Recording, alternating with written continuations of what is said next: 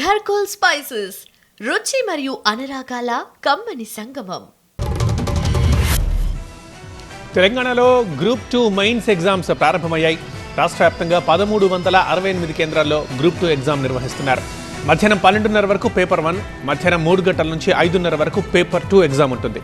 రేపు ఉదయం పేపర్ 3, రేపు మధ్యాహ్నం పేపర్ 4 పరీక్షలు ఉంటాయి. ఒక్కో పేపర్కి 150 మార్కులు, మొత్తం 4 పేపర్లకు కలిపి 600 మార్కులకు గాను ఎగ్జామ్స్ నిర్వహిస్తున్నారు. రాష్ట్ర వ్యాప్తంగా 5,51,000 మంది విద్యార్థులు గ్రూప్ 2 ఎగ్జామ్స్ రాస్తున్నారని చెప్పారు అధికారులు. 9:30కే పరీక్షా కేంద్రాల గేట్లు క్లోజ్ చేసేశారు. బేగంపేట్ మహిళా డిగ్రీ కాలేజ్కు టీజీపీఎస్సీ చైర్మన్ బుర్రా వెంకటేశ్వరం వెళ్లారు. పరీక్షా కేంద్రాన్ని పరిశీలించారు. చాలా ఏళ్ల తర్వాత గ్రూప్ 2 ఎగ్జామ్స్ జరుగుతున్నాయని, అన్ని జిల్లాల్లో పరీక్షా కేంద్రాల వద్ద సెక్షన్ 163 BNS యాక్ట్ అమలు చేశారు. ప్రస్తుతం పేపర్ 1 పరీక్ష జరుగుతోంది. మధ్యాహ్నం పేపర్ 2 పరీక్ష ఉంటుందన్నారు అధికారులు. సీసీ కెమెరాల నిఘా నీడలో గ్రూప్ 2 పరీక్షలు నిర్వహిస్తున్నారు. ఏలూరు జిల్లా పాలకొల్లులో సేవ్ ది గర్ల్ చైల్డ్ కార్యక్రమం ఉత్సాహంగా సాగుతోంది. మహిళలపై దాడులు, అత్యాచారాలు, హత్యల్ని అరికట్టాలన్న నినాదంతో ధర్మారావు ఫౌండేషన్ ఆధ్వర్యంలో నిర్వహించిన 2K రన్లో మహిళలు, విద్యార్థులు, పలువురు సినీ రాజకీయ ప్రముఖులు ఉత్సాహంగా పాల్గొన్నారు. హోంమంత్రి అనిత, మంత్రి నిర్మల రామానాయుడు, సింగర్ మధుప్రియ సహా పలువురు సీరియల్ నటులు కార్యక్రమానికి హాజరయ్యారు. ఆడపిల్లల్ని రక్షించుకుందాం, భ్రూణ హత్యల్ని నిర్మూలిద్దామన్నారు మంత్రి నిమ్మల రామానాయుడు. ఆడపిల్లలే జాతికి నిజమైన సంపద అని, ఆ సంపదని కాపాడుకోవాల్సిన బాధ్యత అందరిపై ఉందన్నారు. అలాగే గంజాయి, డ్రగ్స్ రహిత రాష్ట్రంగా ఏపీని మార్చేందుకు ప్రభుత్వం ఎంతో శ్రమిస్తోందన్నారు నిమ్మల. వచ్చే స్థానిక సంస్థల ఎన్నికల్లో కూడా కాంగ్రెస్ పార్టీ అభ్యర్థుల్ని ప్రజలు ఆశీర్వదించాలన్నారు మాజీ మంత్రి బోధన్ ఎమ్మెల్యే సుదర్శన్ రెడ్డి. ఏరుగట్లలో జరిగిన ప్రజాపాలన విజయోత్సవాలలో ఆయన ముఖ్య అతిథిగా పాల్గొన్నారు. ఈ సందర్భంగా కాంగ్రెస్ కార్యకర్తలు పెద్ద ఎత్తున ర్యాలీ నిర్వహించి సీఎం రేవంత్ చిత్రపటానికి పాలాభిషేకం చేశారు. ఏడాదిలో 50,000కు పైగా ఉద్యోగాలు ఇచ్చామని, ఒకవైపు అభివృద్ధి, మరోవైపు సంక్షేమంతో దూసుకెళ్తున్నామని చెప్పారు సుదర్శన్ రెడ్డి. కురుమ కులస్తులు మృదు స్వభావులు, సున్నిత మనస్కులని సీఎం రేవంత్ అన్నారు. హైదరాబాద్లో కొమరయ్య ఆత్మగౌరవ భవనాన్ని సీఎం ప్రారంభించారు. రాజకీయాల్లో కురుములకు ప్రాతినిధ్యం కల్పించేందుకు తాము కట్టుబడి ఉన్నామని రేవంత్ అన్నారు. కొమరయ్య పేరు తెలంగాణలో శాశ్వతంగా నిలిచి ఉండేలా కార్యక్రమం చేపడతామన్నారు. జమిలీ ఎన్నికల్ని స్వాగతిస్తున్నామని సీఎం చంద్రబాబు అన్నారు. జమిలీ బిల్లుకి తమ మద్దతు ఉంటుందని ప్రకటించారు. ఎన్నికలన్నీ ఒక్కసారి అయిపోతే అభివృద్ధి పనులకు సమయం దొరుకుతుందని అభిప్రాయపడ్డారు. జమిలీ అమల్లోకి వచ్చినా ఎన్నికలు జరిగేది 2029లోనేనని చంద్రబాబు స్పష్టం చేశారు. బెజవాడ దుర్గమ్మ సన్నిధిలో భవానీ దీక్ష విరమణల కోసం ప్రత్యేకంగా మొబైల్ యాప్ని తీసుకొచ్చింది ఏపీ దేవాదాయ శాఖ. మొబైల్ యాప్ని దేవాదాయ మంత్రి ఆనం రామనారాయణ రెడ్డి ఆవిష్కరించారు. రాష్ట్ర వ్యాప్తంగా భవానీ భక్తులు ఇందులో రిజిస్టర్ చేసుకుంటే దర్శనం, ఇతర సదుపాయాలు ఈజీ అవుతాయన్నారు. భక్తులు ఇంతకుముందు ఎంతమంది వచ్చేది, వెళ్లేది తెలిసేది కాదని ఈ యాప్తో ఖచ్చితమైన లెక్కలు తెలుస్తాయని అన్నారు మంత్రి.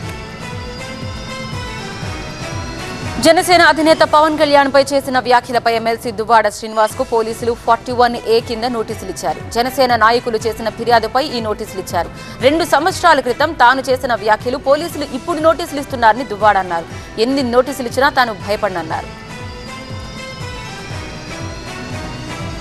కేసీఆర్ హయాంలో క్రైస్తవుల సంక్షేమానికి ఎంతో కృషి చేశామన్నారు బీఆర్ఎస్ వర్కింగ్ ప్రెసిడెంట్ కేటీఆర్. జూబ్లీహిల్స్లో ప్రీ క్రిస్మస్ సంబరాల్లో ఆయన పాల్గొన్నారు.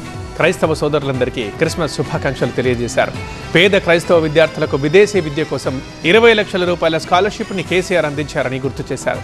నగరంలో క్రైస్తవ భవనం నిర్మాణం ఇప్పటికే ప్రారంభమై పూర్తి కావస్తుందని అన్నారు. కేసీఆర్ ప్రభుత్వం ఇచ్చిన పండుగ కానుకల్ని, సంక్షేమ పథకాల్ని కాంగ్రెస్ ప్రభుత్వం నిలిపివేయడం బాధాకరమన్నారు కేటీఆర్. కంటోన్మెంట్ నియోజకవర్గంలోని బాపూజీ నగర్లో ప్రభుత్వ బాలికల ఆశ్రమ పాఠశాలలో కామన్ మెన్యూ డైట్ ప్లాన్ ని ఎమ్మెల్యే శ్రీ గణేష్ ప్రారంభించారు. ఇప్పటి వరకు ఎస్సీ, ఎస్టీ, బీసీ గురుకులాల్లో వేర్వేరుగా డైట్ ప్లాన్ ఉండేదని, ఇప్పుడు అలా కాకుండా అన్ని ప్రభుత్వ గురుకులాల్లో ఒకే రకమైన డైట్ అమలు చేయడం జరుగుతుందన్నారు ఎమ్మెల్యే. నంద్యాల జిల్లా శ్రీశైలం మల్లన్న ఆలయానికి భక్తుల రద్దీ పెరిగింది. వరుసగా సెలవులు రావడంతో శ్రీశైల క్షేత్రానికి భక్తులు పోటెత్తారు. ఉదయం నుంచే పాతాళగంగలో పుణ్యస్నానాలు ఆచరించి స్వామి అమ్మవార్లను దర్శించుకుంటున్నారు. భక్తుల రద్దీతో మల్లన్న దర్శనానికి 6 గంటల సమయం పడుతోంది. 3 రోజుల పాటు అభిషేకాలు, స్పర్శ దర్శనాలు నిలిపేశారు. భక్తులకు ఇబ్బందులు లేకుండా ఏర్పాట్లు చేసిన అధికారులు క్యూలలో ఉన్న భక్తులకు పాలు, అల్పాహారం అందిస్తున్నారు. పెద్దపల్లి జిల్లా సుల్తానాబాద్ మండలం బొంతకుంటపల్లికి చెందిన రైతు జూపల్లి దేవేందర్రావు పొలంలో గడ్డి మందు కొట్టాడు గుర్తులేని వ్యక్తి. దీంతో నారుమడి ఎండిపోయింది. రాత్రిపూట వచ్చి గడ్డి మందు కొట్టి వెళ్లిపోయాడంటున్నారు రైతు దేవేందర్. ఏడాది క్రితం చేతికొచ్చిన వరి పంటకు కూడా నిప్పు పెట్టి నష్టపరిచాడని ఆవేదన వ్యక్తం చేశాడు. తనను సంవత్సర కాలంగా వేధిస్తూ నష్టపరుస్తున్న వ్యక్తిని కనిపెట్టాలని పోలీసులకు కంప్లైంట్ ఇచ్చాడు రైతు దేవేందర్. శబరిమలలో భక్తుల రద్దీ కొనసాగుతోంది. అయ్యప్ప స్వామి దర్శనానికి 8 గంటల సమయం పడుతోంది. శబరిమలలో వీఐపీ స్పెషల్ దర్శనాలపై భక్తులు అసహనం వ్యక్తం చేస్తున్నారు. వీఐపీ స్పెషల్ దర్శనాల కారణంగా భక్తులు కిలోమీటర్ల దూరం పడిగాపులు కాయాల్సి వస్తోంది. సామాన్య భక్తులకు ఇబ్బంది కలిగించేలా వీఐపీ దర్శనాలు బంద్ చేయాలని కోర్టు ఆదేశించడంతో సామాన్య భక్తులకు త్వరగా దర్శనమయ్యేలా ఏర్పాట్లు చేశారు ట్రావెన్కోర్ అధికారులు. అల్లూరు జిల్లా పాడేరు ఏజెన్సీలో భారీగా చలి తీవ్రత పెరిగింది. దట్టంగా కురుస్తోన్న పొగమంచుతో ఎదురుగా వస్తున్న వాహనాలు కనిపించక ఆ వాహనదారులు తీవ్ర ఇబ్బందులు పడుతున్నారు. ఎముకలు కొరికే చలితో గిరిజనులు అవస్థలు పడుతున్నారు. పాడేరు ఏజెన్సీ పర్యాటక ప్రాంతాలకు సందర్శకులు క్యూ కట్టారు. వీకెండ్ కావడంతో రద్దీ మరింత పెరిగింది. వంజంగి, మారగడ, మేఘాలకొండ వైపు వెళ్తున్నారు. డాన్సులతో అక్కడ సందడి చేస్తున్నారు. టెంట్లు వేసుకుని చలిమంటలతో సేద తీరుతున్నారు. మహానంది ఆలయ సమీపంలో చిరుత సంచారం కలకలం రేపింది. మహానంది గాజుపల్లె రోడ్లో చిరుత కనిపించింది. దాన్ని సెల్ ఫోన్లో వీడియో తీశారు ప్రయాణికులు. వాహనదారులు భయాందోళన వ్యక్తం చేశారు. ఇటీవల మహానంది పరిసరాల్లో చిరుత సంచారం పెరగడంపై భక్తులు భయపడుతున్నారు. అటవీ శాఖ అధికారులు వెంటనే చిరుతను బంధించాలని వారు కోరుతున్నారు. న్యూస్ టెలివిజన్ అవార్డులో టీవీ9కు అవార్డుల పంట పండింది. ఢిల్లీ వేదికగా టీవీ9ను ప్రతిష్టాత్మక ఎన్టీ అవార్డులు వరించాయి. టీవీ9 నెట్వర్క్ 71 ఎన్టీ అవార్డులను కైవసం చేసుకుంటే వాటిలో అత్యధికంగా వివిధ కేటగిరీలో టీవీ9 తెలుగు 21 అవార్డులను సొంతం చేసుకుని జాతీయ వేదికపై జయకేతనం ఎగరేసింది. అవార్డులు సాధించడంలో రారాజు అని మరోసారి నిరూపించింది టీవీ9. ఎన్టీ అవార్డుల్లో జైత్రి యాత్ర ఈ ఏడాది కూడా కొనసాగించింది. Most popular social media strongest digital footprint news నెట్వర్క్గా టీవీ9 తెలుగుకు అవార్డు లభించింది. బంగాళాఖాతంలో అల్పపీడనంతో తమిళనాడులో భారీ వర్షాలు పడుతున్నాయి. తిరునెల్వేలి, తెన్కాసి, తూత్తుకుడి జిల్లాల్లో భారీ వర్షాలకి పలు ప్రాంతాలు నీట మునిగాయి. తూత్తుకుడి రైల్వే స్టేషన్ యార్డ్లో కుండపోత వానకు నిలిచిన వరదతో రైళ్ల రాకపోకల్ని రీషెడ్యూల్ చేశారు. డ్యాంలు నిండుకుండలా మారడంతో గేట్లు ఎత్తేశారు. వరదపై సమీక్షించారు సీఎం స్టాలిన్. ఎమర్జెన్సీ ఆపరేషన్ సెంటర్ని సందర్శించి నష్టంపై కలెక్టర్లను వివరాలు అడిగి తెలుసుకున్నారు. బంగాళాఖాతంలో అల్పపీడనం ప్రభావంతో తమిళనాడులోని చాలా ప్రాంతాలు అతలాకుతలమయ్యాయి. తిరుచి ప్రాంతంలో వందల ఎకరాలు నీట మునిగి రైతులు అవస్థల వర్ణనాతీతంగా మారిపోయాయి. కొన్ని చోట్ల చేతికొచ్చిన పంట నేలపాలైందని చెబుతున్నారు రైతులు. పంట నష్టపరిహారం ఇచ్చేందుకు రెడీ అయింది సర్కార్. రాష్ట్ర వ్యాప్తంగా ఇప్పటికే కురిసిన భారీ వర్షాలకు నదులు ఉప్పొంగాయి. కాదన నది, రామనదులు డేంజర్ లెవెల్ దాటి ప్రవహిస్తున్నాయి. బంగ్లాదేశ్లో హిందువులపై దాడులకు వ్యతిరేకంగా ఆందోళనలు కొనసాగుతున్నాయి. పంజాబ్ లూథియానాలో హిందూ సంఘాలు రోడ్డెక్కాయి. ఇస్కాన్ గురువుల అరెస్టులు, హిందువులపై దాడుల్ని నిరసిస్తూ ప్లకార్డులు ప్రదర్శించారు. బంగ్లా సర్కార్కు వ్యతిరేకంగా నినాదాలు చేశారు. కేంద్రం చొరవ తీసుకుని హిందువుల్ని కాపాడాలంటూ నినాదాలు చేశారు. ఉత్తర భారత్లో చలి మరింత పెరిగింది. రోజురోజుకి పడిపోతున్న ఉష్ణోగ్రతలతో జనం చలితో వణికిపోతున్నారు. ఢిల్లీలో దట్టంగా కురుస్తున్న మంచు రోజువారీ కార్యక్రమాలకు ఆటంకంగా మారింది. చాలా ప్రాంతాల్లో చలిమంటలతో ఉపశమనం పొందుతున్నారు. ఒకవైపు చలి, మరోవైపు మంచుతో వాకర్స్ మరింత ఇబ్బంది పడుతున్నారు. ఇండియా గేట్ పరిసరాలు మంచుతో మసకబారాయి. మధ్యప్రదేశ్ షాదోల్లో పర్యటించారు సీఎం మోహన్ యాదవ్.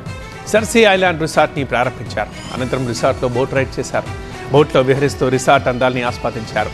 రిసార్ట్ని అందంగా తీర్చిదిద్దిన నిర్వాహకుల్ని అభినందించారు. ఉత్తరప్రదేశ్ సంభాల్లో దశాబ్దాల తర్వాత శివాలయం, హనుమాన్ ఆలయాల్లో పూజలు ప్రారంభమయ్యాయి. దశాబ్దాలుగా మూసి ఉన్న ఆలయం ఎట్టకేలకు తెరుచుకుంది. భక్తులు తెల్లవారుజాము నుంచే వందలాదిగా తరలివచ్చి శివుడికి అభిషేకాలు, పూజలు చేస్తున్నారు.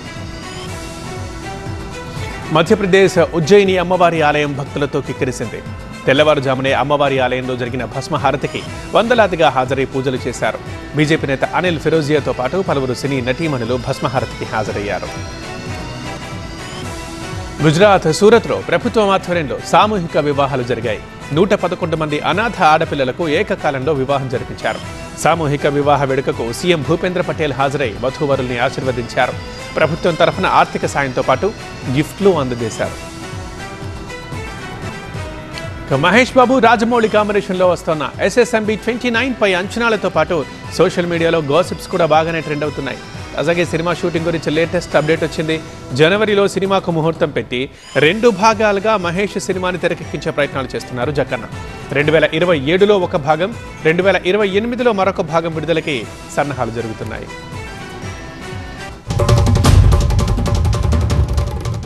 ఖర్కోల్ స్పైసెస్ రుచి మరియు అనురాగాల కమ్మని సంగమం.